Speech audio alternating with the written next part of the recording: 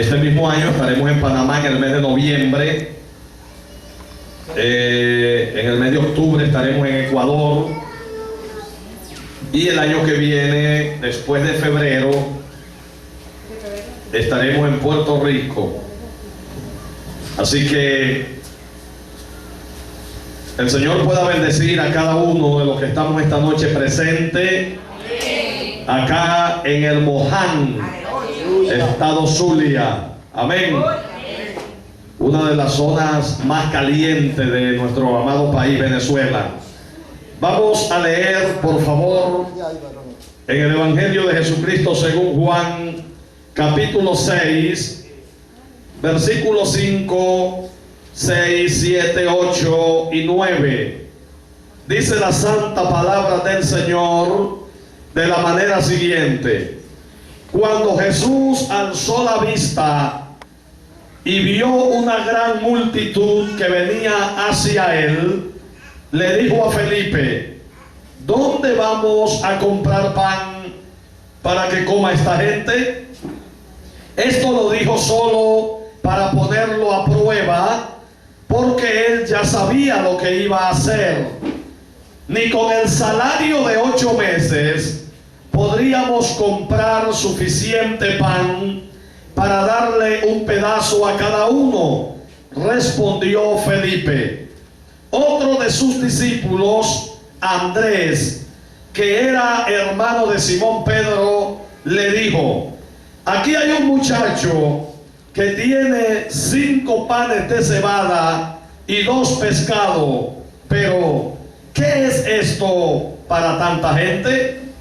Oremos al Señor. Padre, te alabo.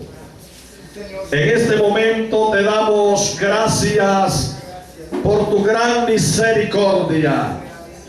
Gracias porque eres bueno, oh Dios, por la vida de cada uno de los que estamos aquí esta noche maravillosa. Que tu Espíritu Santo pueda llenar nuestras vidas. Esta palabra pueda producir cambios para bendición en nuestras vidas. En el nombre de Jesús, Padre Santo. Amén. Amén. Pueden sentarse. Esta noche voy a hablar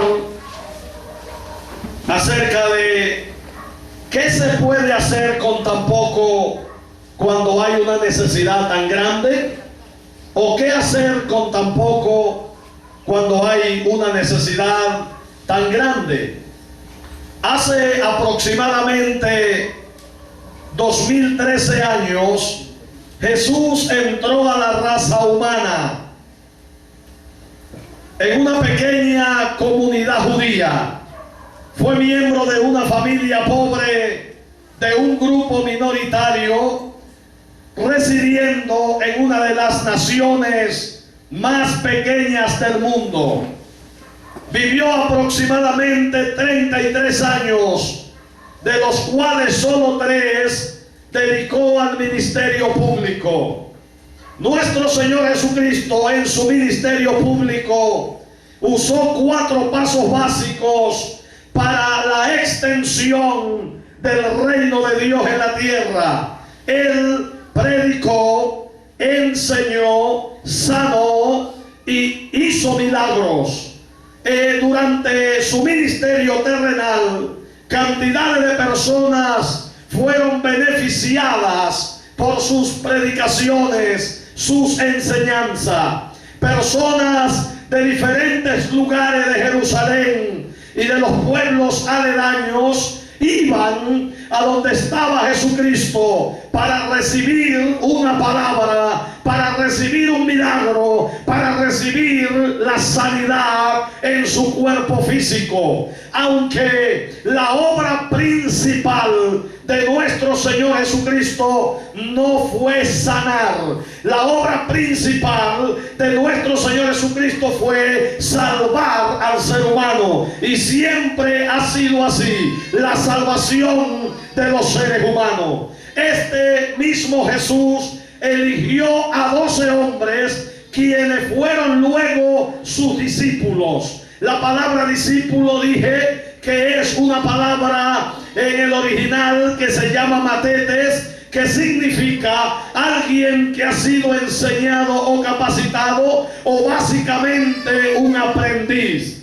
Así que vemos que con estos hombres nuestro Señor Jesucristo iniciaría una obra de capacitación, de formación intensiva, para que sobre esos hombres descansara el gran mandamiento conocido como la gran comisión de la extensión del reino de Dios. Es decir, ellos iban a continuar el trabajo que nuestro Señor Jesucristo había iniciado en ese tiempo. La mayoría de ellos eran pescadores. Por la naturaleza de su trabajo no tenían una preparación elevada. Podemos decir que los 12 formaban un grupo que en nuestros días clasificarían de clase media para abajo. Además, Andrés, Pedro y Juan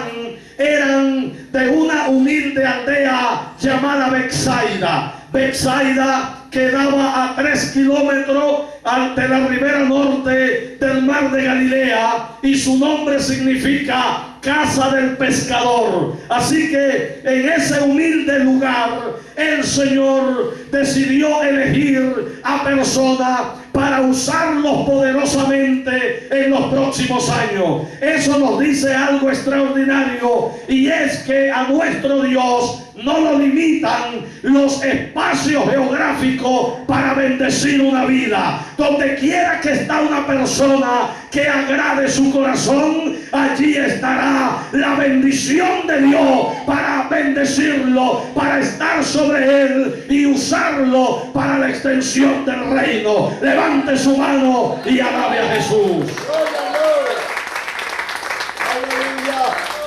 Es interesante observar el método utilizado por nuestro Señor Jesucristo. Pienso que de su análisis obtendremos enseñanzas provechosas en estos tiempos que la mayoría de las iglesias están preocupadas por el crecimiento de su feligresía. Es importante observar el principio Cristo, o el método que nuestro Señor Jesucristo utilizó. Esto nos ayudaría mucho a la extensión del crecimiento del reino de Dios. Por lo menos nuestro Señor Jesucristo se dedicó al discipulado. Él predicó a las multitudes. Cantidades de personas oyeron su predicación, pero su atención principal se enfocó en 12 personas para prepararlos, capacitarlos, formarlos, y de esa forma poder garantizar el crecimiento sano, saludable y fuerte de su evangelio que estaba promoviendo en la tierra. Así que él necesitaba gente cristocéntrica, líderes orientados en las escrituras, personas responsables, personas comprometidas con el reino de Dios. Y esto únicamente sucede por medio de el discipulado. Él le dijo a sus discípulos: id y hacer discípulos a todas las naciones, bautizándolos en el nombre del Padre, y del Hijo y del Espíritu Santo, y enseñándole que guarden todas las cosas que yo os he mandado. Así que la importancia del discipulado en este tiempo es importante para nosotros. La necesidad o el trabajo discipular. Venezuela, por ejemplo, necesita personas llenas del Espíritu Santo, pero también personas llenas de sabiduría, personas llenas de conocimiento, porque esto es un equilibrio perfecto. Recuerde que Pablo decía que la espada del Espíritu es la palabra de Dios. El Espíritu Santo no es muy efectivo sin la palabra, y la palabra no es muy efectiva sin el Espíritu Santo. Nosotros tenemos que trabajar por el método perfecto o por el equilibrio perfecto. Ese equilibrio perfecto es llenarse llenarse del poder de Dios, estar lleno, habilitado para la obra del reino que tenemos que hacer, pero también conocer la Biblia, conocer los principios del Evangelio, estar familiarizado con la Biblia, para que haya un boom en Venezuela y Satanás tenga que recoger sus peroles e irse de nuestra nación, aleluya, para ocasionar libertad en la familia venezolana, que cantidades de ellas están destruidas, están desbaratadas. La iglesia de Jesucristo tiene la responsabilidad de mostrar a Dios en nuestra nación venezolana y en las naciones de todo el mundo. Tenemos la responsabilidad de levantar la bandera de la fe, abrir los cielos y haya poder de Dios en nuestra patria, y de esa forma pueda haber libertad a los cautivos. Alabe al Señor que vive. Cuando se habla de isla y crecimiento, se estudian tres teorías. La primera de ellas se conoce como la teoría de mantenimiento. Si hacemos un estudio demográfico en Venezuela, yo que he caminado a Venezuela de punta a punta, es muy difícil que haya quedado un lugar. Hay que buscarlo con lupa, que no haya ido a predicar. Sin embargo, nosotros que conocemos a Venezuela y que vivimos en esas carreteras, sabemos que hay cantidad de iglesias que tienen la teoría de mantenimiento. La teoría de mantenimiento es mantener el grupo que está y no preocuparse por más nada, sino de mantener el grupo que está allí. También está la teoría de sobrevivencia, que es la de sobrevivir solamente en medio de un mundo plagado de tanta maldad y pecado. Algunas personas se han cruzado de brazos únicamente tratando de sobrevivir. Pero si vamos al libro de los Hechos de los Apóstoles, allí vamos a ver la perspectiva correcta o la perspectiva divina acerca de la iglesia. ¿Qué es lo que Dios desea que sea la iglesia? Allí en el libro de los Hechos podemos ver que los cristianos en Jerusalén y en Antioquía andaban predicando el evangelio en las casas. Estaban evangelizando, estaban predicando actividades masivas, como el caso del apóstol Pedro el día de Pentecostés y en el pórtico de Salomón, donde grupos significativos de personas pudo aceptar a Cristo esos días. También ellos andaban de casa en casa. Hechos dice que ellos iban de casa en casa anunciando el evangelio, sanando a los enfermos.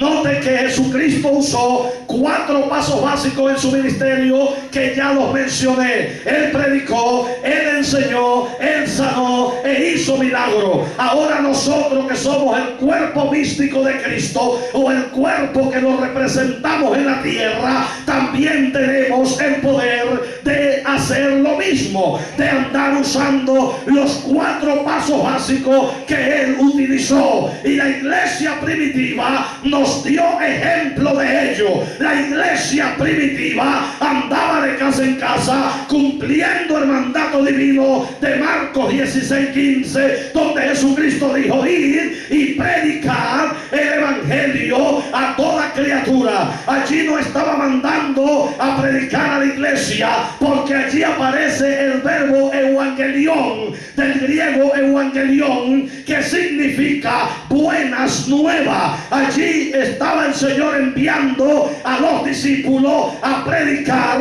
a los grupos que todavía no habían sido alcanzados por el evangelio de Jesucristo. Nosotros tenemos esa misma responsabilidad de ir y predicar el evangelio a toda criatura, pero hacerlo en el poder del Espíritu, como lo hizo la la iglesia primitiva, ellos vieron milagros, ellos vieron señales, ellos vieron los cielos abiertos y Dios moviéndose de una manera especial en Jerusalén, en Antioquía. La iglesia de Antioquía llegó a escalar tanto que se convirtió en una plataforma mundial. Desde allí salían misioneros a diferentes partes del mundo a establecer nuevas iglesias, pero ellos salían en el poder del Espíritu, haciendo las señales y prodigios que Cristo hacía.